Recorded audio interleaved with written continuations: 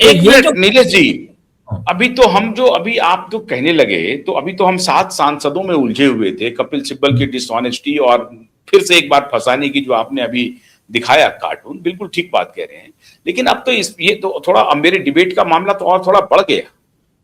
आपने जो कंप्लेन भेजा है, जो ट्रायल कोर्ट की जज महोदया ने ऑर्डर किया है, जो 22 लोगों को बरी किया है, हाँ जब आपका तो आर्गुमेंट एकदम सीधा सपाट लग रहा है कि सुप्रीम कोर्ट ने प्रमा फेसाई इसको माना है, अपराध माना है, कैग की रिपोर्ट है, और फिर एविडेंस पर इतनी बातें हैं, तो ये हाई कोर्ट कर क्या रहा है? मैं तो हैरान हूं कि नहीं तुषार नहीं मेहता सुनो, जी दलील क्या दे रहे हैं हाई कोर्ट में।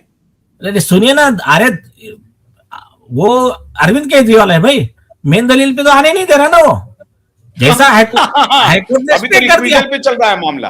हाँ तो बोले रेक्यूजल पे घुमा दिया, और कोर्ट में ऐसा आर्गुमेंट कर रहा है कि वो उसको कल चल के वीडियो निकालने का, पब्लिक में डिस्कस करने का, ये आरएसएस की जज है, मुझे न्याय नहीं मिल सकता, मुझे ये नहीं हो सकता। तो तुषार मेहता जी ने कहा कि ये अधिवक्ता परिषद में ये भी जज गए थे, सुप्रीम कोर्ट के भी जज गए थे, उसमें से एक जज ने आपको बेल दिया, तो आपका आर्गुमेंट गलत है। तो वो तो ठीक है, वो उनका जो भी हो गया फ्लॉप छोड़ दीजिए। लेकिन सुप्रीम कोर्ट कह रहा है कि ये केस प्राइमा फेसी केस है, इसमें ट्रायल चलेगा। नीचे का जज कहता है इसमें कोई एविडेंस ही नहीं है, ट्रायल नहीं चलेगा। तो नीचे का तो जज ट्रायल कोर्ट की जज जेल जाएंगी, ये कंटेम्प्ट जाना थोड़ी है ही सर। चाहिए, जाना ही चाहिए, वही हमने कंप्लेंट फाइल किया है, जाना ही चाहिए एक। लेकिन वो अकेले नहीं जाएंगे, या फिर जाएगा जो भी जज है वो, उसके साथ में इस जज को ये गलत काम करने के लिए जिन लोगों ने उकसाया, जो इसके बेनिफिशियरी है, जो उस ऑर्डर पे रिलाय कर रहे हैं, वो अबेटमेंट में 120B कॉन्स्पिरेसी जो 61 सेक्शन है नया बीएनएस का, उसमें अरविंद केजरीवाल एंड ऑल जो जो उसको रिलाय कर रहे हैं उस जजमेंट पे, वो सब जाएंगे। उसका रीजन और एक बोलता हूं मैं, ये हिस्ट्री का पहला केस है या इसके पहले भी ऐसे दृष्टांत हैं कि सुप्रीम है। कोर्ट के अरे ऑर्डर को नलिफाई? अरे बाप रे, मैं बताऊं क्या, कुछ करप्ट और बेईमान और कुछ ना दिमाग से आधे ऐसे जज है कि जिनको लॉ समझता नहीं, वो सेटिंग में जज बन जाते हैं और लोगों की, जनता की जीना नर्क कर देते हैं वो लोग।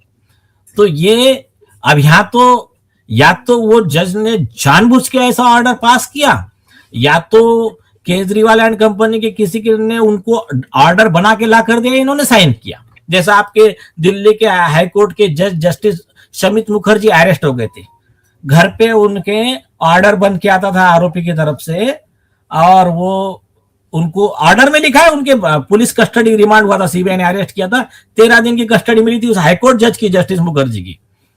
तो उनके घर पे वुमन, वाइन और मनी, तो उसको 3W बोलते थे, और वो उनके वर्ड रहते थे, मुझे रशियन समोसा चाहिए, रशियन लड़की चाहिए, हाईकोर्ट जज मांगता था। तो ये ऐसे उस जज के ऊपर फिर एफआईआर हुआ, अरेस्ट हुआ, प्रोसिक्यूशन हुआ। तो ऐसे भी टाइप है, ये फर्स्ट टाइम नहीं है। तो ऐसे कई केसेस है। के रामा रेड्डी का जजमेंट है, उसमें तो सेटिंग ऐसा था कि ये सब अभी कल देखिए ना आप अरेस्ट हो गए ना वो जज की रीडर, वकील को बोल रही है कि आप हाँ हाँ हाँ, 30,000 मैं कल दोगे, दिखाने वाला हूँ। 30,000 दोगे बिना आर्गुमेंट के बेल हो जाएगा, 30,000 नहीं दोगे आप कितना भी आर्गुमेंट कर लो, बेल रिजेक्ट हो जाएगा, आपको जो करना है कर लो, जाओ हाईकोर्ट से लो आप। बिल्कुल। तो सीबीआई ने अरेस्ट कर लिया। नहीं तो नीलेश जी, आपका जो कंप्लेन गया है कि इनके खिलाफ प्रामा फेसाई केस बनता है और जज के खिलाफ, ये क्या क्रिमिनल प्रोसीडिंग्स चलेगा लोअर कोर्ट के जज के खिलाफ? ना, बिल्कुल बिल्कुल चलेगा।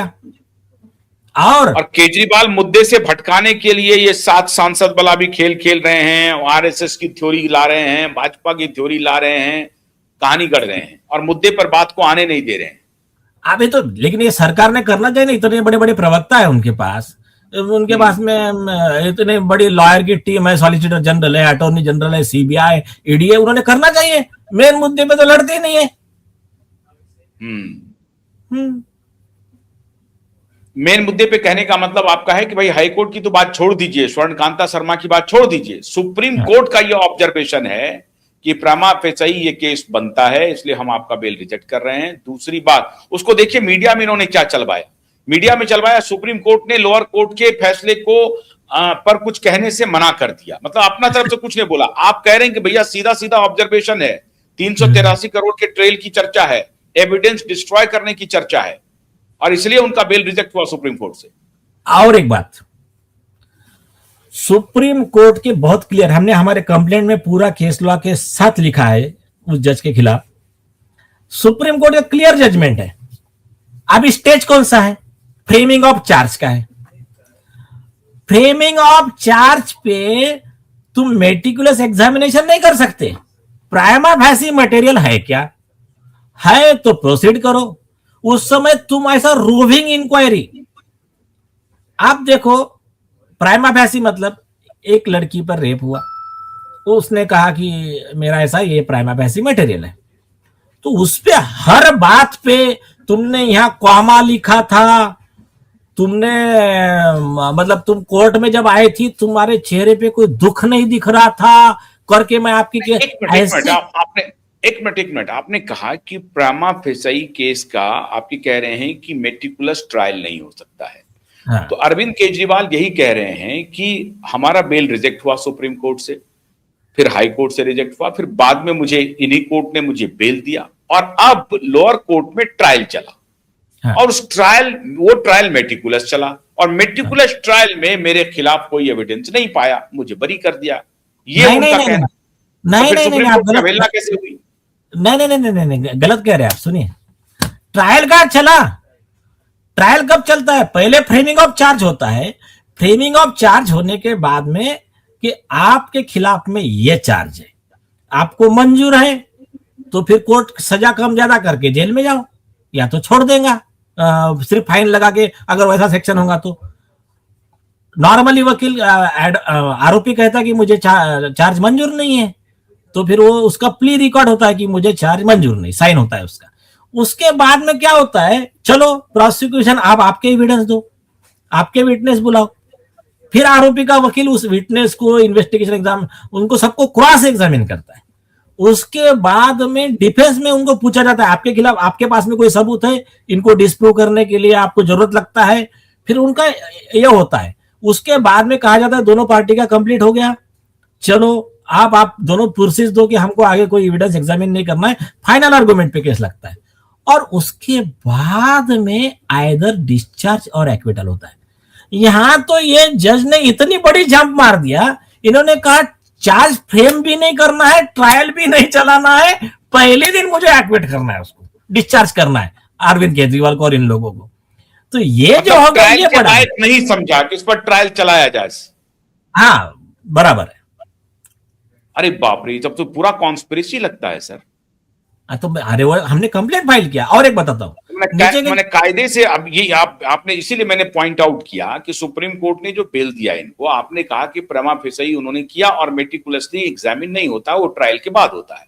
तो ट्रायल के लिए मान लीजिए जिस कोर्ट में चल रहा है, हाई कोर्ट में चल रहा होता था हाई कोर्ट में, और चूंकि निचली अदालत में चल रहा था तो निचली अदालत में, मतलब निचली अदालत में ट्रायल चलता, दोनों पक्ष अपना तर्क रखते, दोनों पक्ष को सुनने के बाद वर्डिक्ट आता निचली अदालत का, उसके बाद जो पक्ष असंतुष्ट होता वो हाई कोर्ट जाता या फिर अगली कोर्ट में जाता, ऐसा होता ना। एविडेंस एग्जामिन होता ना भाई, पहले इन्वेस्टिगेशन ऑफिसर विटनेस बॉक्स में आता, उसका क्रॉस एग्जामिनेशन होता, तो ये सारी चीजें बाहर आती। और दूसरी चीज, ये जज महोदय लिख रहे हैं कि कॉन्स्पिरेसी के प्रूफ नहीं मिल रहे हैं। अरे वो और जो ऑब्जर्वेशन दे रहे सुप्रीम कोर्ट के जजमेंट के खिलाफ है। मुझे इतना बताइए, अरविंद केजरीवाल को अगर वो लिकर में पैसा कमाना है तो क्या ऐसा टीवी चैनल पे बैठ के प्रूफ के साथ में करेगा कि देखो कल हम इसमें 300 करोड़ रुपए ले रहे हैं? कॉन्स्पिरेसी तो पर्दे के पीछे ही होगी ना। तो सुप्रीम कोर्ट ने कहा कि कॉन्स्पिरेसी में कभी डायरेक्ट एविडेंस नहीं होता है, वो छुप छुप के करते हैं। तो आपको circumstantial evidence, act of commission and omission पे भी उसको सजा दे सकते हैं।